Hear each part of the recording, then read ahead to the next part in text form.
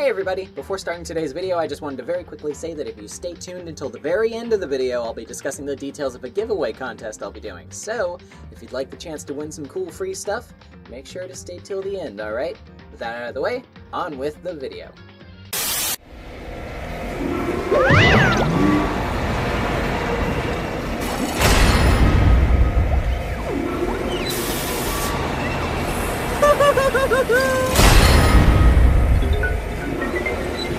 So, imagine this. You are an average high school freshman making one of the biggest transitions in your life to a prestigious school meant only for the elitist of the elite, the cream of the crop that are the most gifted in their respective fields, and you've been chosen purely at random, the luck of the draw, a lottery selection.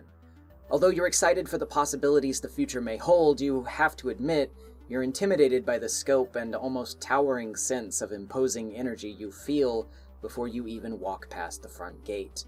This school feels like it could swallow you whole, and by the time you finally build the courage to enter its hallowed halls, you find that assessment might not have been far from true. After having a strange episode in which you lose consciousness, you wake up in the middle of an unfamiliar classroom. The room is dim and dark, metal plates are bolted securely to all surrounding windows, and security cameras mark each and every corner. Upon trying to find people, you come across your classmates, all as equally confused and displaced as you are. Then, just when things seem like they might be calming down, you're assailed by an unsettlingly light voice. That of a strange stuffed bear tells you that he's the school's headmaster. Nearly immediately after, this strange stuffed thing tells you that leaving the school isn't permitted, and that without adhering to his graduation clause, you'll all live here until your dying day. When prompted to explain his requirement for graduation, he makes his demands exceedingly clear. Kill one of your fellow classmates in cold blood, survive a trial to determine the culprit, leave all of your fellow man to die, and walk out scot-free. His demands are heinous, horrible, and terrifying. They incite panic and sickness just on their face, and though you'd like to believe you and your prospective friends would refuse the prospect outright, the seeds of distrust begin to sow as you realize not everyone might feel the same. This is the scenario presented in the very beginning of the first entry in the wildly popular Danganronpa franchise, a series of visual novel adventure hybrid-style video games created by Spike Chunsoft. Danganronpa places you in the shoes of one Makoto Naegi and follows his attempts to solve the heinous crimes committed inside the locked-in, inescapable death trap known as Hope's Peak Academy, a school with a history shrouded in darkness and whose students are desperate to escape. With Danganronpa's enormous popularity since its release, an anime adaptation seemed almost inevitable, considering its format and its origin as a Japanese release. So when in 2013 an adaptation was announced by Studio Lerche, of Persona 4 the animation fame, people were pretty excited. The weekend it started, I was unfamiliar with the franchise, or at least I hadn't really looked into the talk surrounding it. When the first episode of the anime dropped, however, I felt that I had the opportunity to jump in on the train, and what I beheld fascinated me. The first episode of the anime, which covers what is basically the prologue of the game, had hooked me almost instantly with its sense of twisted flavor, morbid humor, and gripping premise. With no other episodes out yet, and a desperate need to consume more of the game's story, I was led to look into the game itself. The game at the time was not available to American audiences, a Japanese-only release on the Sony PSP, but there was a way nearly everyone at the time was reading it in English, and this was through a Something Awful Let's Play thread created by forum user Oren Ronan. Oren Ronan's original thread, titled Super High School Level Let's Play Danganronpa, began on November 5th, 2011 and ended on December 30th, 2012. The Let's Play was published in 147 parts, with the game's story being presented entirely through screenshots, musical cues denoted by Tindeck uploads, and significant cutscenes being uploaded to YouTube and mirrored through Palsy. Every single bit of the in-game text was translated by Oren Ronan himself, with a lot of attention to detail being spared for Japanese cultural information and fun facts. At the beginning of the thread, Oren wrote, "Because of the platform and some of the subject matter, I doubt it will ever be localized for the West. But since it's one of my favorite games of 2010, I thought it's a shame people can't see it." The LP itself garnered massive traction, to the point where high traffic was pouring into Something Awful because of the amount of people wanting to go read new updates, much to the disappointment of non-users who were met with occasional paywall messages. Danganronpa fans even became a bit of a meme in their own right to Something Awful forum users, and people around from the early days of the Western fandom are still fairly familiar with the frustrations of that era. It was this very thread that, in the beginnings of my interest in the series, I scoured rapidly within 1 to 2 days, consuming the entirety of Oren's hard translation work to get the full story of Danganronpa, and I absolutely fell in love with it. The story, the characters, everything was delightfully engaging, and now that I had finished reading the whole story, I was excited to see the remainder of it pan out in animated form weekly. Turns out, maybe I shouldn't have been.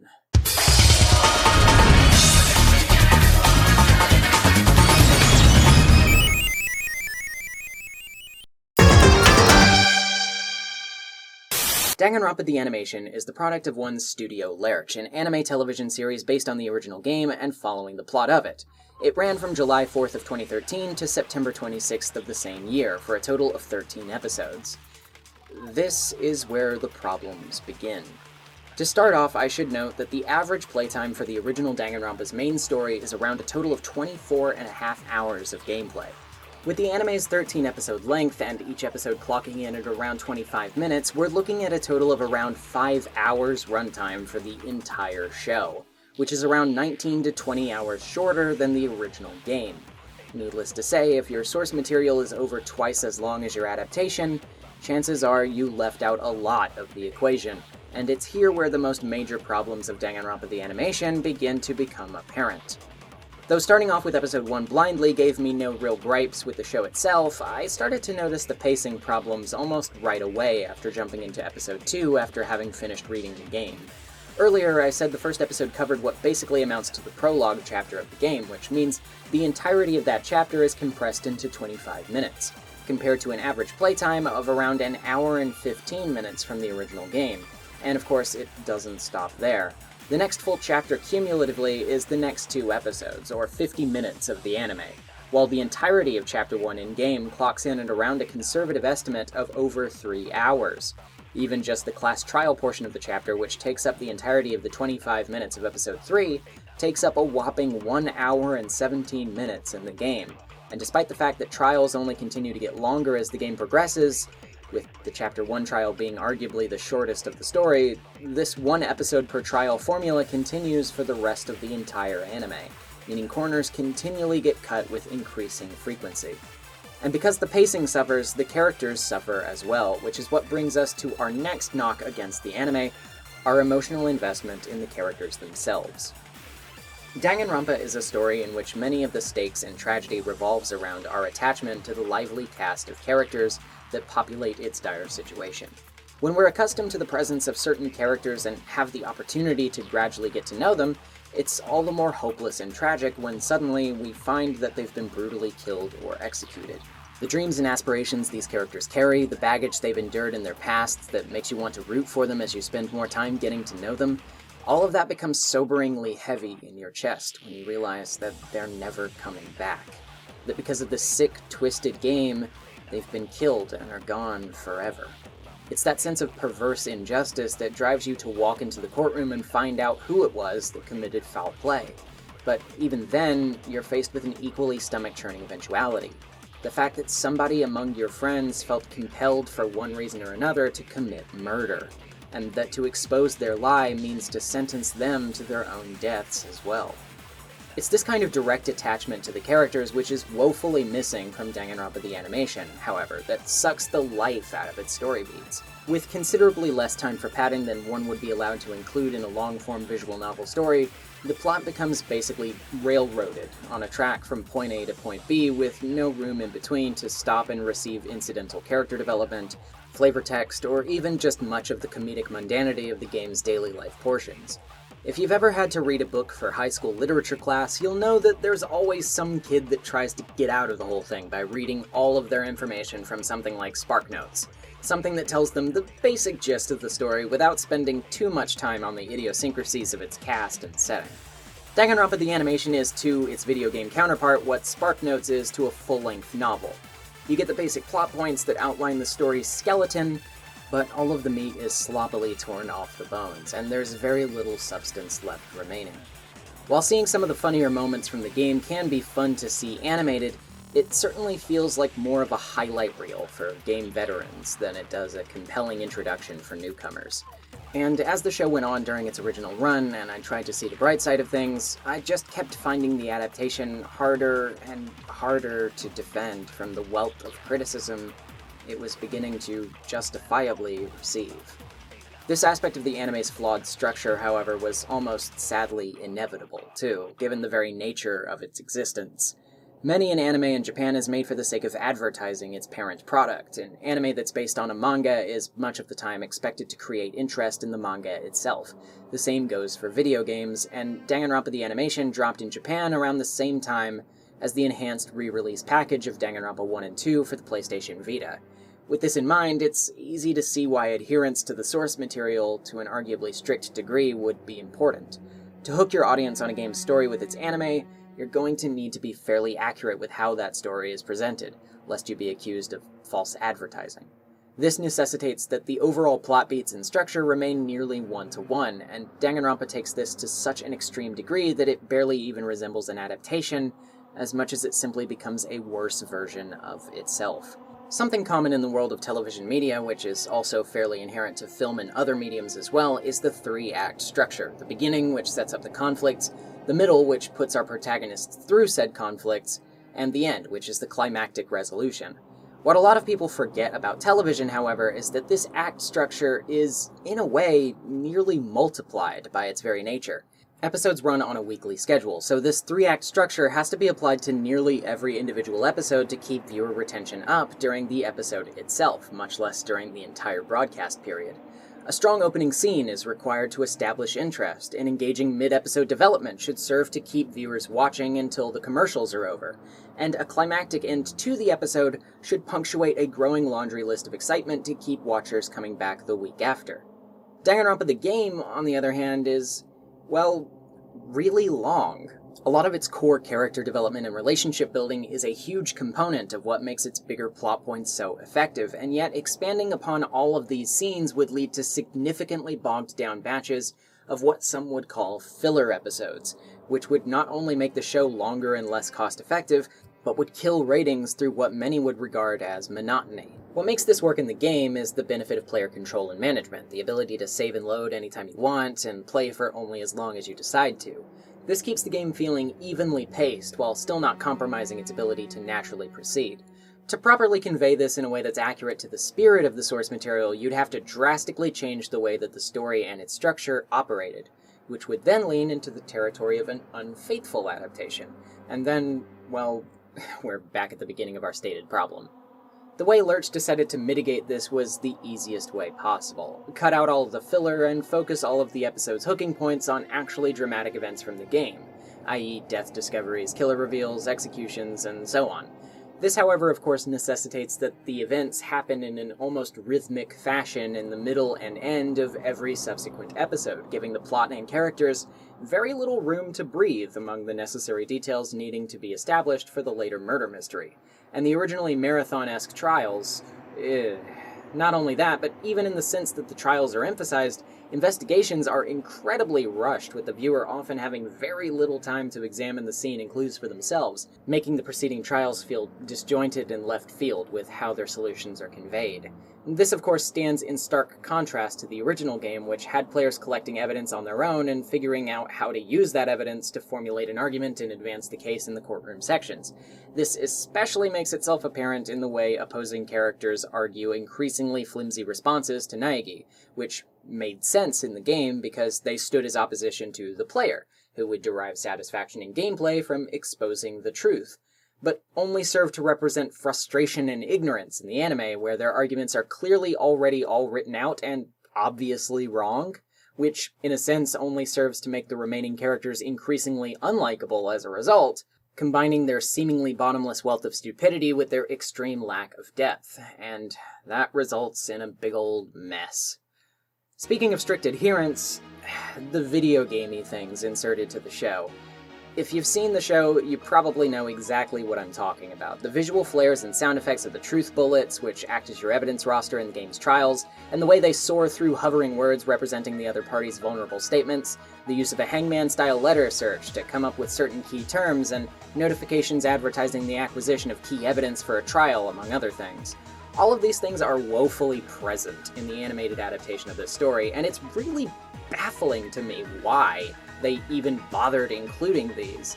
I suppose for faithful recreation purposes, because of maybe the fear that people would complain about their absence, they're iconic and all that. But when you're dealing with adaptation, those are the types of corners you inevitably have to cut. Otherwise, the resulting product comes out looking odd, mishmashed, and overall just unnecessary. Instead of resembling Danganronpa as a television show, it just feels like I'm being made to watch a video game and not actually getting to play it. This just adds, in a sense, to the readily available plethora of other reasons the anime underwhelms, and by the end it becomes a nearly unsalvageable mess of parts that weren't made to work together, held together by a framework that wasn't built to sustain it, and a format that does not play to its strengths. This is in no way helped by the fact that by the midpoint of the show, the animation also begins to take a noticeable dip in quality, with some of the later episodes in particular looking downright bad compared to the earlier ones. Even the enhanced and lengthier director's cut of the final episode manages to fail while still including every other problem I've mentioned thus far. When Danganronpa the animation first wrapped up in the summer of 2013, I'm not going to lie. I defended it. I said that for its length, it was a fine try, which had some nice scenes and the same story we all loved from the game. But looking back on it now, I was making excuses for it, because ultimately what it amounts to is a shoddily put together Cliff Notes version of a truly enjoyable experience, watered down by a lack of development, an excess of unnecessary design elements, and a lack of heart that laid at the center of its original material. When I first read the game, I was struck with the sense of unease and atmospheric dread, and just how cruel, unrelenting, and deadly the situation the characters were faced with really was. And as I became more attached to and invested in these characters, I began to increasingly dread the twists and turns that the story would take. But also, by the end, I had watched them all endure, watched all the survivors decide for themselves to continue holding their heads high, despite all of the obstacles that they'd faced. And that made me feel hopeful for the future, in the same way that they had. Their struggles, the horrors that they'd seen, the people they'd lost, it was all conveyed to me brilliantly, in a way that the anime never really managed to do. Adaptation is called adaptation for a reason, because it's never about keeping everything exactly the same, but more about helping the story survive the transfer to another medium by leveraging the unique strengths of that new medium to service the spirit of the material. Danganronpa the animation fought the constraints of its medium in a tireless attempt to remain as beat for beat to the game as possible, but as a result scrubbed the story of much of its own identity, substituted for a shallow synopsis of what once was. So, if you're thinking about getting into the series, which, granted, isn't for everybody, and certainly has its fair share of problems, I'd still definitely recommend checking it out. So, maybe do that with a controller in hand, rather than with a TV remote out. Hey everybody, thanks for watching the video. You had patience and you waited all the way till the end, so as promised, here's the lowdown on the giveaway contest. The way to enter this contest is very simple. Submit your best promotion for my YouTube channel here at NesmeVA, whether it be a bulletin board, a tweet, a video, a poster, whatever it is, it doesn't matter. As long as it gets my content out there and 2 people, then it counts. Send a video or take a picture of your entry or whatever else to let me know of its existence, and either tweet it to me at NesmeVA on Twitter or email it to me at nesmeva@gmail.com. I'll review the entries and the winner will get a personalized thank you message as well as your choice of one of 3 prizes if you live in the US and 2 prizes if you live anywhere else in the world. For US residents only, you have the choice to get this super cute classic Sonic plushie. And as for everyone, you can also choose between a copy of the Super Fancy Pants Adventure, a incredibly fluid, super fun platform game, or Ricky and Vicky, an awesomely fun and quirky retro-style game, either of which I will gift to you on Steam. Or if you choose the Sonic plush, that will be shipped to you with your provided address directly via Amazon.